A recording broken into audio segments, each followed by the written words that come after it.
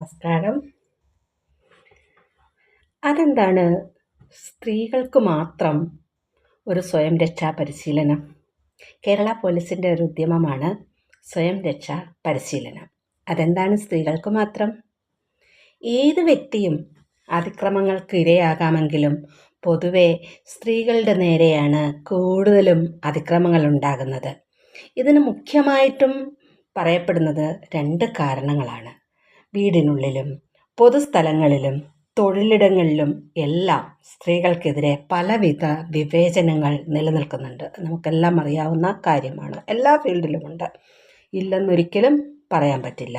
ഭരണഘടനയും നിയമങ്ങളും സ്ത്രീകൾക്കും പുരുഷന്മാർക്കും തുല്യനീതിയും അവകാശങ്ങളും വാഗ്ദാനം ചെയ്യുന്നുണ്ട് എങ്കിൽ പോലും പുരുഷന്മാരെക്കാൾ പദവിയിൽ താഴെയാണ് സ്ത്രീകളുടെ സ്ഥാനമെന്ന പൊതുബോധം